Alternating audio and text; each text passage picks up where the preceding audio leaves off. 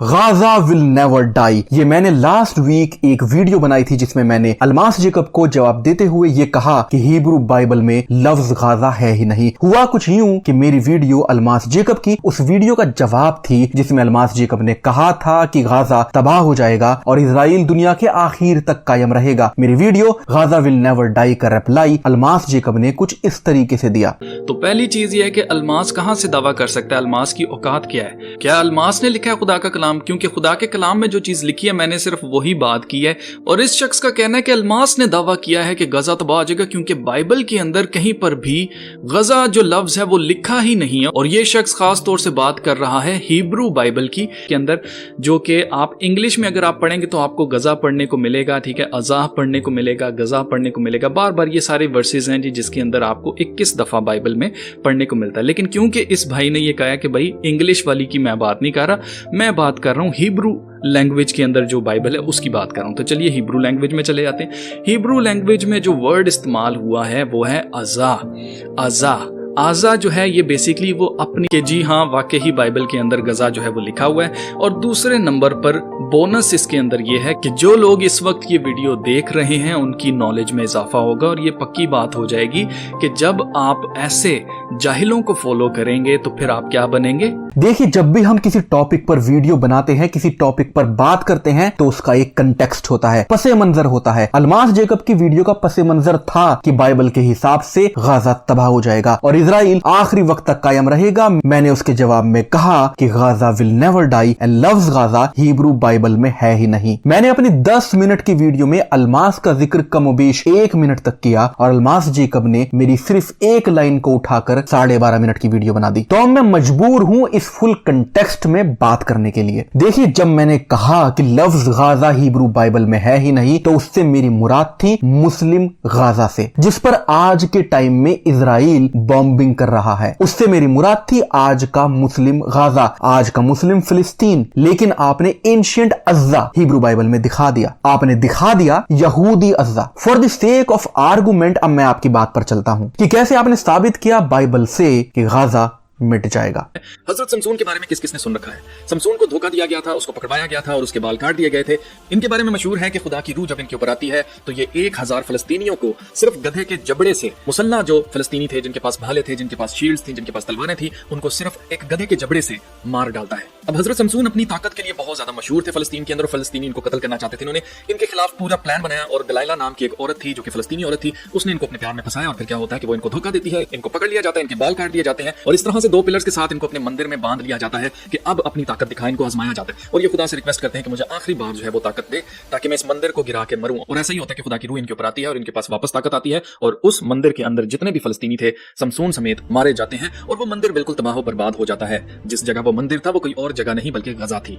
फिर यही नहीं, पूरी दुनिया में ज़बूर की किताब को याद किया जाता है। ये किताब हजरत दाऊद बादशाह ने लिखी। दाऊद बादशाह बनने से पहले अपने खानदान में सबसे छोटे थे और 16 साल की उम्र के अंदर इन्होंने एक शख्स को कत्ल किया था जो कि फलस्तीनी था। एक दिन फलस्तीनियों ने इसराइल पर चढ़ाई की, जंग शुरू हुई। ऐसे में सैमुएल नबी को खुदा ने दाऊद को मसा करने के लिए कहा। सैमुएल नबी ने दाऊद को मसा किया और दाऊद ने जाती जूलियत नामी एक फलस्तीनी को सिर्फ फलाखन से एक पत्थर लेकर उनके सर पर वार किया, उनको बेहोश किया गया। और उसके बाद उस जाती जूलियत का गला उसकी अपनी तलवार से काट कर उसने ये साबित किया कि तलवारों से, भालों से जो है वो जंग नहीं होती है, जंग में जोरावर खुदा है। जैसे आप देख सकते हैं ये David said to Philistine, all those gathered here will know that it is not by sword और spear that the lord saves, for the battle is the lord's and he will give all of you into our hands. और ऐसा ही होता है। अब जिस जगह के ऊपर ये जंग लड़ी गई और जहां पर जाती जूलियत को मारा दाऊद ने, वो कौन सी जगह थी? गजा नहीं थी, उस जगह का नाम था गत। और गत जो है वो गजा से कुछ ही किलोमीटर के फासले पर था।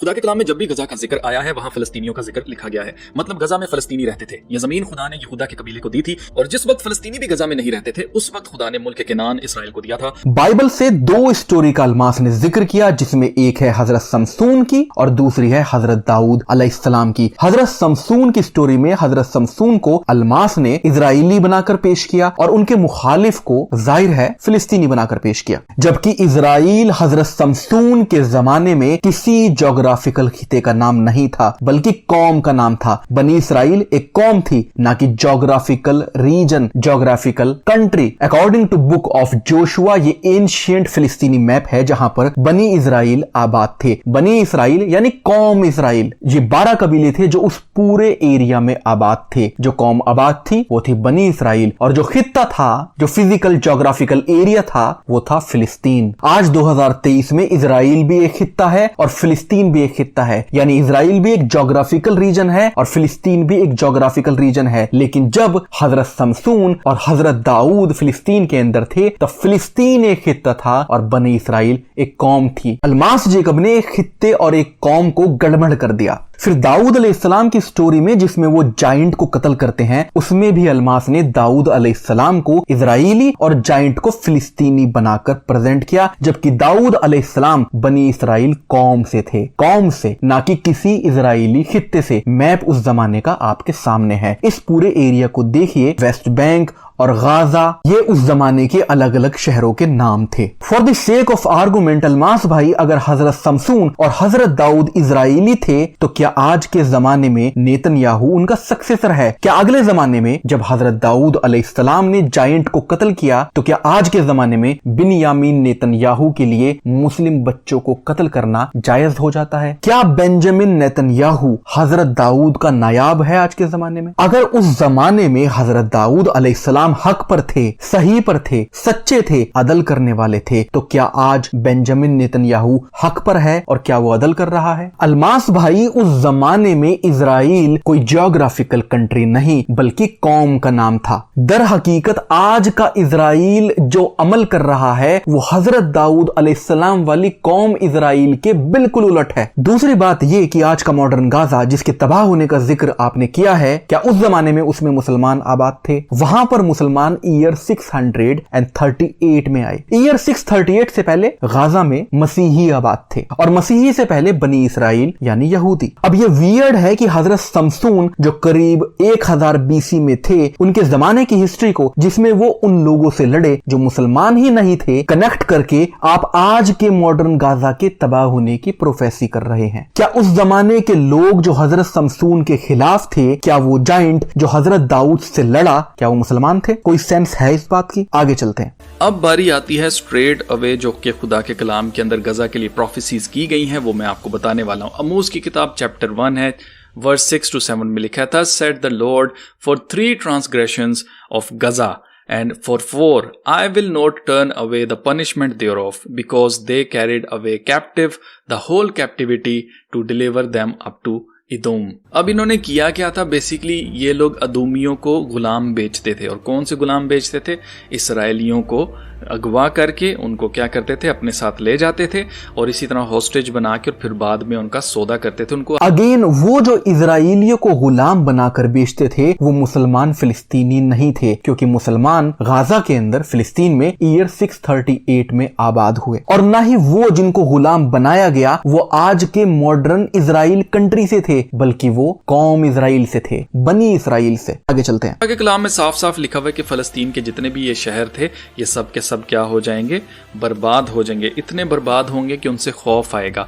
और इवन के लिखा हुआ है कि जो इनकी एक्सपेक्टेशंस हैं कि इसराइल को हम सफ़े हस्ती से मिटा देंगे, वो एक्सपेक्टेशंस इनकी पूरी नहीं होंगी, इनको शर्मिंदगी उठानी पड़ेगी। ऐसा खुदा के कलाम में साफ साफ लिखा हुआ है। यहां आपने डंडी मार दी अल्मास भाई। ज़करिया 9:5 की तफसीर आपने की कि जो इनकी एक्सपेक्टेशन है कि इसराइल को हम सफाई हस्ती से मिटा देंगे, वो एक्सपेक्टेशन इनकी पूरी नहीं होगी, इनको शर्मिंदगी उठानी पड़ेगी, ऐसा साफ साफ लिखा है। ये आप आज के मुसलमान की बात कर रहे हैं कि आज के मुसलमानों की जो एक्सपेक्टेशन है इजराइल को सफे हस्ती से मिटाने की, वो पूरी नहीं होगी। जबकि ज़करिया 9:5 में जिक्र है आज से करीब 3000 साल पुराना अज़्ज़ा, एश्कलॉन, एक्रोन के तबाह होने का, ना कि आज के मॉडर्न गाजा का। भाई बीच के 1600-1700 साल कहां गायब कर दिए आपने? सीधे 1200 बीसी से आपने 1948 या फिर 2023 पर टप्पा मार दिया। बीच के इतने साल की प्रोफेसीज कहां गई? आगे अपनी वीडियो में आप इसका जवाब खुद ही देते हैं। कैसे? मैं बताता हूं। दर हकीकत हजरत मसीह अलैहिस्सलाम से पहले जो भी कौम फिलिस्तीन के अंदर आबाद थी, यकीनन वो बनी इसराइल थे, यकीनन वो यहूदी थे, मुसलमान नहीं थे, वो बर्बाद होंगे, ऐसी पेशनगोई थी जो पूरी हो गई। आपने ही कहा, सुन लो। अब गजा तबाह हो जाएगा, ऐसा 700 बीसी में हो चुका है।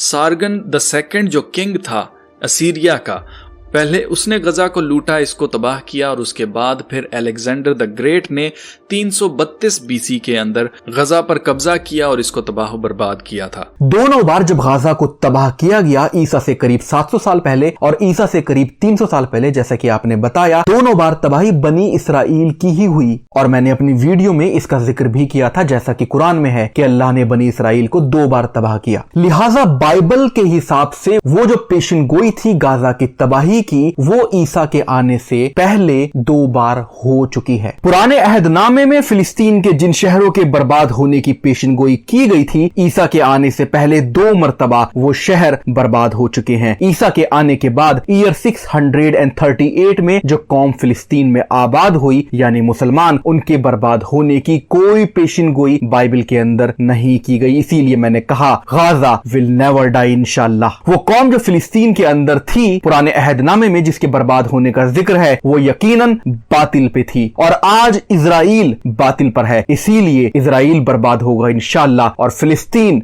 हमेशा जिंदा रहेगा। अल्मास भाई, कॉमन सेंस ये है कि खुदा कभी भी जालिम के साथ नहीं होता, खुदा हमेशा मजलूम के साथ होता है, खुदा हमेशा अदल इंसाफ करने वाला होता है। आप ही बताएं, क्या बिन्यामीन नेतन्याहू आज के टाइम में इंसाफ कर रहा है? क्या वो कातिल नहीं है? क्या वो जालिम नहीं है? फिर आप कैसे कह सकते हैं कि इजराइल दुनिया के आखिर तक कायम रहेगा? दर हकीकत बाइबल के हिसाब से, कुरान के हिसाब से, Gaza will remain and Gaza will never die. आपके लिए एक मैसेज है अल्मास भाई, ये शैतान बिन्यामीन नेतन्याहू ना ही हजरत दाऊद अलैहिस्सलाम का नायाब है और ना ही हजरत शमसून का, ये जालिम शैतान का नायाब है। हम मुसलमान खुद को सारे नबियों को मानने वाला मानते हैं, चाहे वो हजरत ईसा हो, चाहे वो हजरत मूसा हो, चाहे वो हजरत दाऊद हो। कौमी एतबार से हम मोहम्मदी हैं और अमली एतबार से हम सारे नबियों के मानने वाले हैं। कि जब आप ऐसे जाहिलों को फॉलो करेंगे तो फिर आप क्या बनेंगे? जाहिलों को फॉलो करेंगे तो फिर आप क्या बनेंगे? आपने मुझे जाहिल कहा, मेरी हंसी उड़ाई। जाहिल कहा क्योंकि मैं बाइबल को नहीं जानता। आप बाइबल को जानते हैं तो आप मेरे 5 सवालों का जवाब दें। Point number 1, Bible says, book of Genesis chapter number 1, खुदा ने यूनिवर्स को 6 डेज में बनाया। मेरा सवाल है, कैसे कायनात 6 डेज में बन गई जबकि दिन और रात थे ही नहीं? क्योंकि दिन और रात जमीन की रोटेशन से क्रिएट होते हैं। Point number 2, Book of Genesis chapter number 1 verse number 3 to 5. Light was created on first day. Genesis chapter number 1 verse number 14 to 19. Cause of light, star and sun was created on 4th day. मतलब सूरज बना 4th day पर और light बन गई उससे पहले 3rd day पर। कैसे? Point number 3, book of Genesis chapter number 1 verse number 9 to 13. Earth was created on 3rd day. जमीन तीसरे दिन बनी। हम जानते हैं कि जमीन के घूमने से दिन और रात होते हैं, तो कैसे जमीन तीसरे दिन पर बनी जबकि उसके घूमने से पहले, दिन और रात क्रिएट होने से पहले 2 दिन हो चुके थे? कैसे? Point number 4, book of Genesis chapter number 1 verse number 9 to 13. Earth was created on 3rd day. Book of Genesis chapter number 1 verse number 14 to 19. सूरज और चांद चौथे दिन बने। We know जमीन सूरज का ही हिस्सा है, सूरज से ही टूटकर बनी है। बाइबल के हिसाब से जमीन सूरज से पहले कैसे बन गई? Point number 5, book of Genesis chapter number 1 verse number 11 to 13. Vegetables were created on 3rd day. Book of Genesis chapter number 1 verse number 14 to 19. Sun was created on 4th day. कैसे सूरज की रोशनी बनने से पहले, सूरज बनने से पहले वेजिटेबल बन गई और सरवाइव भी कर गई? कैसे? आप बाइबल को बहुत जानते हैं, साइंटिफिक एरर्स का जवाब दीजिए। नाज़रीन, आप बने रहे हमारे साथ हक के इस सफर में।